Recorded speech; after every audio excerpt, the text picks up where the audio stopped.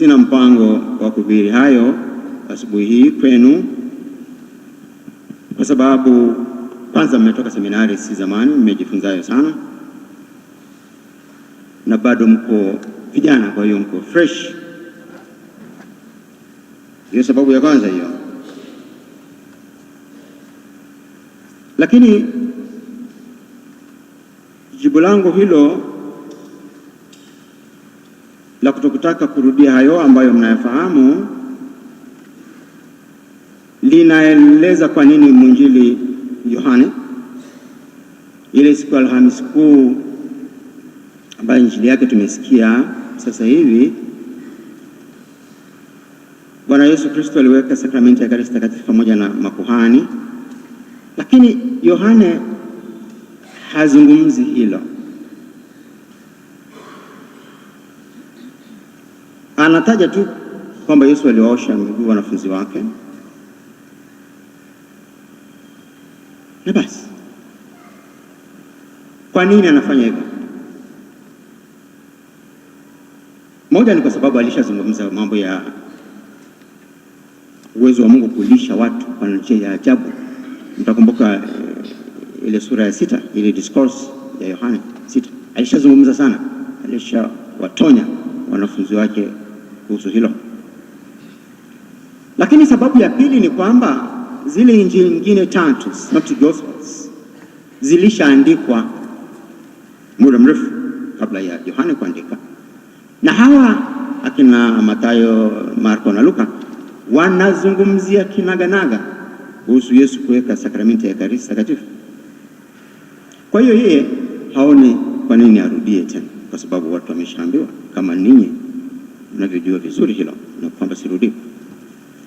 Lakini hilo la kuosha wanafunzi miguu, yeye alipenda alitaje kwa sababu moja ni kwamba wale Synoptic Gospels hawakulitaja. Lakini la pili ni kwamba lina umuhimu wake wa pekee, na umuhimu huu uko katika kutekeleza kwa vitendo kile ambacho Ekaristi Takatifu inalenga, yaani utumishi, kujitoa kabisa kama Yesu alivyojitoa msalabani, na kudhihirisha upendo. It's the practical side of it. Wapendwa mapadri wateule, mkesha adhimisha Ekaristi Takatifu, naomba sana ifuatwe na matendo yanayoifanania. Ndio kuwaosha miguu wahitaji wote wa kiroho na wa kimwili. Wa kiroho wahudumieni kwa kuwapa sakramenti bila kusema nimechoka, au kule mbali sana, au sijui sina dizeli ya kwenda kule, au mlimani mno. Visingizio vya hivyo visiwe. Tafadhali sana, mkatoe huduma bila kujali hali. Na kwa huduma za kawaida, wapendeleeni yatima, wapendeleeni wajane na wahitaji wengine kadri mnavyoweza. Always remember, preferential option for the poor and the needy. Sambamba na huduma hiyo, Bwana Yesu Kristo pia anawaona mbele ya safari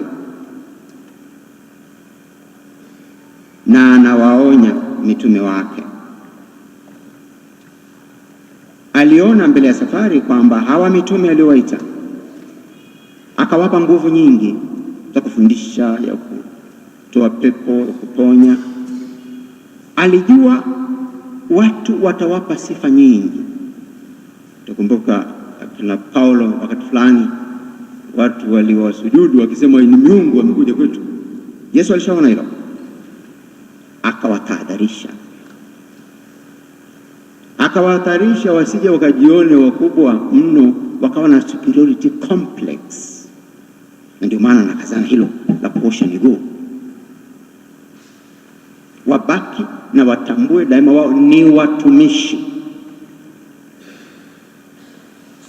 Ninyi kwa miaka mingi mmekuwa mafrateri na mashemasi kwa muda mfupi, na kwa kipindi chote hicho vingi mlivyovikutana navyo mlivikubali na mliishi maisha simple. Hamkuwa na jina kubwa sana, tuliwaita mafrateri na mashemasi kidogo, lakini leo mnaingia katika ukleli, ngazi ya watawala, ngazi itakayowapeni ninyi madaraka makubwa. Pamoja na umri wenu mdogo huo, mtapata cheo cha kuwa baba, kuwa padre, baba wa kiroho. Hata wenye umri mkubwa kuliko ninyi, hata ndugu zenu, hata wazazi wenu watawaita baba na watawaheshimu. Hilo lisiwachanganye. Kumbukeni daima injili ya leo.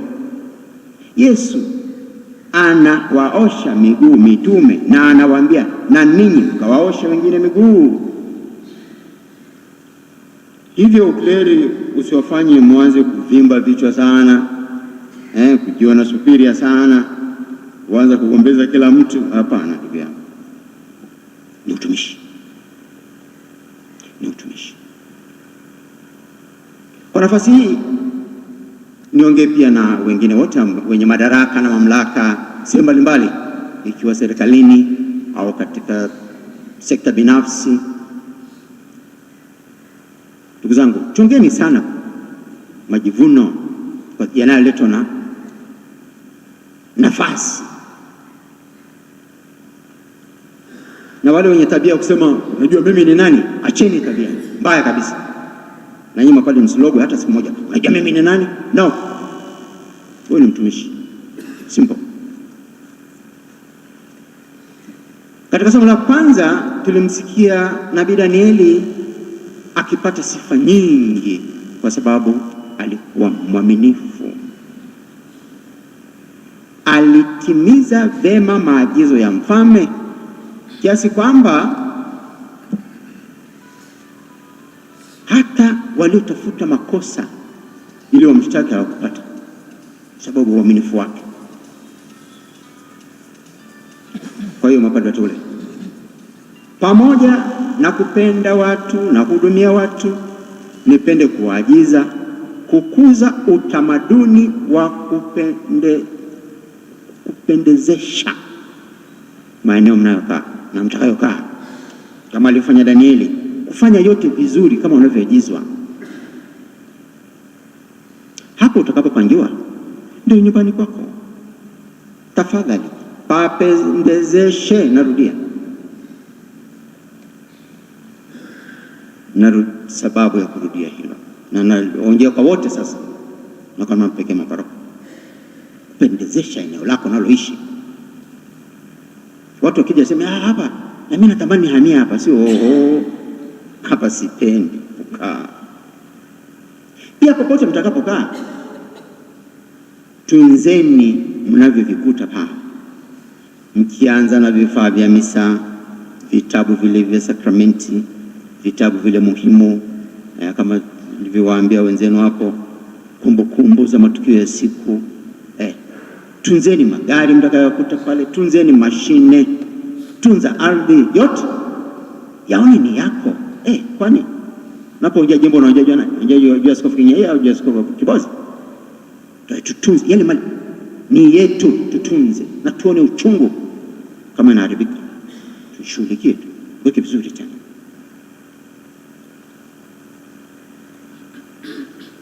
Ukiona wewe ni mwepesi kuweka gari juu ya mawe kwa sababu ya gurudumu au spring imetoka, anza kujiuliza, mimi kweli ni mzalendo wa jambo hili? Katika somo la pili, Paulo anaandikia Waefeso. Kubwa ni kwamba anawakumbusha kuwa wao ni wachungaji na walimu. Wateule wangu, hivyo pia ndio vyeo vyenu. Sasa sio huu wajibu wenu wa kufundisha kama walimu. Wajibu huu kwa sasa hivi ni wa muhimu kweli, kwa sababu jamii inapitia changamoto ya mmomonyoko wa maadili. Changamoto namba moja ni wa baba na wa mama walio wengi kuto kutimiza wajibu wao vizuri.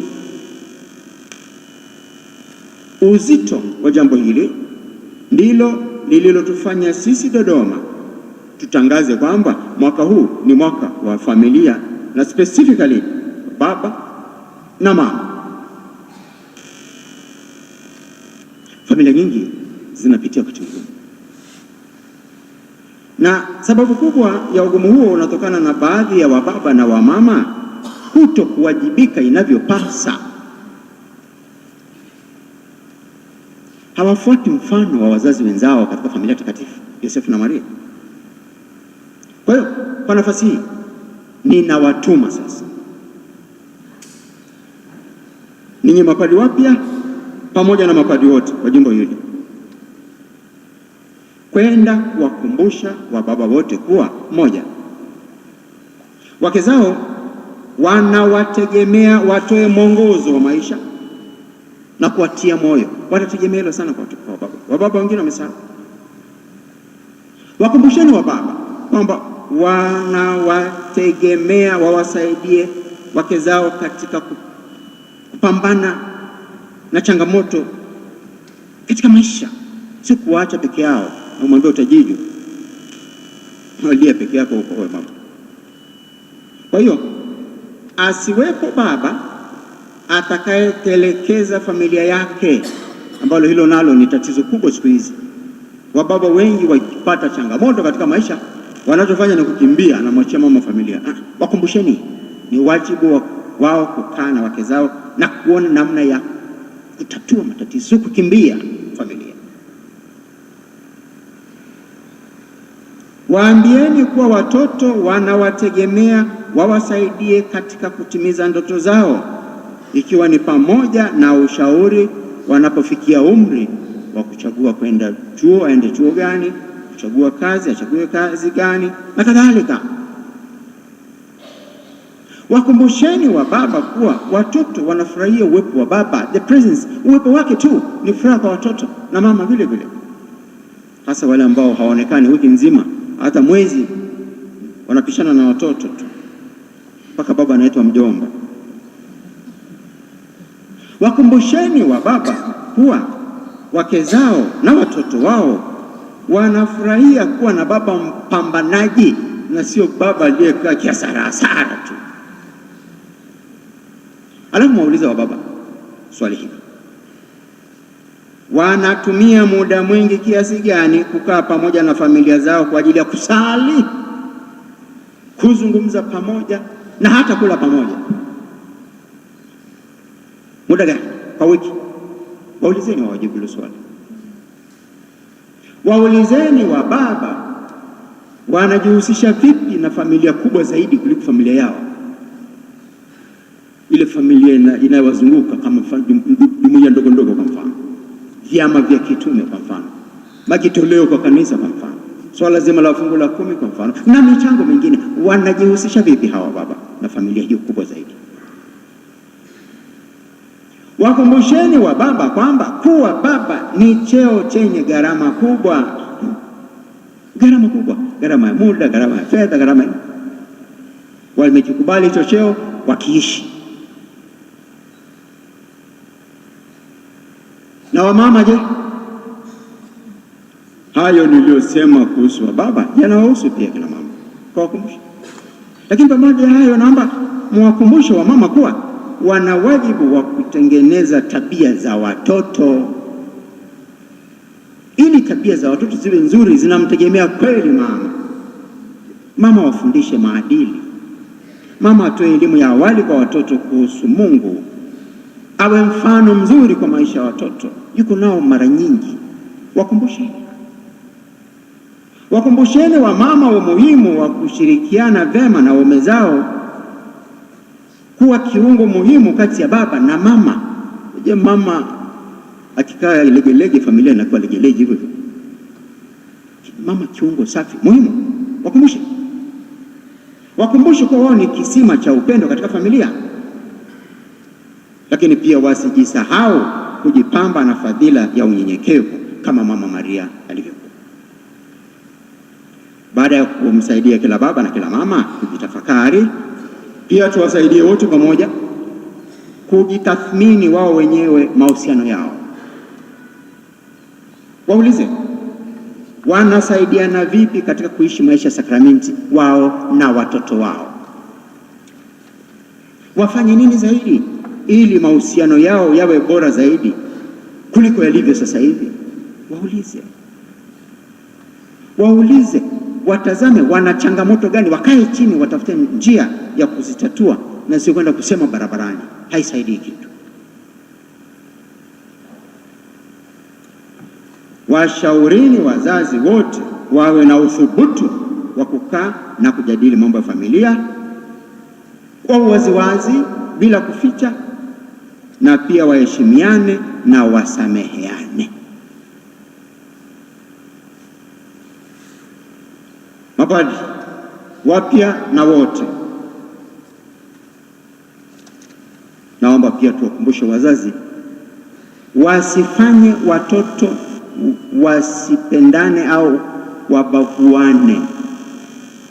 Kuna wazazi ambao kwa mfano kama na mtoto mmoja wa kike na wawili wa kiume, wana tabia ya kumpendelea huyu mmoja wa kike wakasahau wale wa kiume, mpaka wanaanza kuona wivu tena. Si sawa wazazi, na mapali mkawaambia si sawa. Mbele ya safari haitapendeza. Basi hayo naomba mkawaambie, na mengine yanayohusu baba na mama, ili baba na mama katika familia zetu wawe kweli chumvi na mwanga kwa jamii. Na hayo nategemea mtayasema kwa nguvu zote, na naomba hayo katika mahubiri yetu na katika semina mtakazopanga yafanyike, na madekano mniletee taarifa. La pili ambalo naomba sana mkalifundisha kwa nguvu zote, Mheshimiwa mapadri wateule, ni swala la malezi sahihi kwa vyama mbalimbali. Tuna vyama vile vya urika, tuna waka, wawata, wale watoto, vijana na kadhalika, lakini tuna pia vile vyama vingine ambavyo ni muhimu kama Moyo Mtakatifu wa Yesu, Legio Maria, Mtakatifu Ana, Mtakatifu Yosefu, Charismatic, Rita, wote. Nafurahi kuona kwamba vyama hivi vinaongezeka na watu wanaingia katika vyama hivyo, lakini ninasikitika kusema malezi hayatoshi.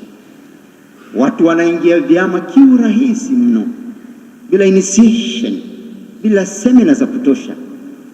Hawa watawa mnaowaona hawa, mpaka wafikia hatua hiyo, wanapitia hatua mbalimbali za malezi. Naomba na vyama hivi watu wapitie vyama, wawive. Na kwa sababu hawawivi, ndio maana ukakuta mtu anaingia vyama vyote vinavyokuwa parokiani, alafu hata kimoja atimizi vizuri. Hawatayarishi vya kutosha. Kwa hiyo hayo naomba mkayafanye, na naamini kabisa mkifanikiwa katika kuweka vyama vizuri hivi, kanisa mahalia litakuwa na nguvu sana na jimbo letu litakuwa na nguvu ya ajabu. Last but not least, naombeni sana mababa, muendelee kusoma. Msifikiri kwamba mmemaliza shule vitabu vyote kabatini. Hapana, msome tena, mtafute na vitabu vipya vinavyotoka na mawazo mapya, msome ili muwe up to date. Keep abreast of the times. Tumsifu Yesu Kristo.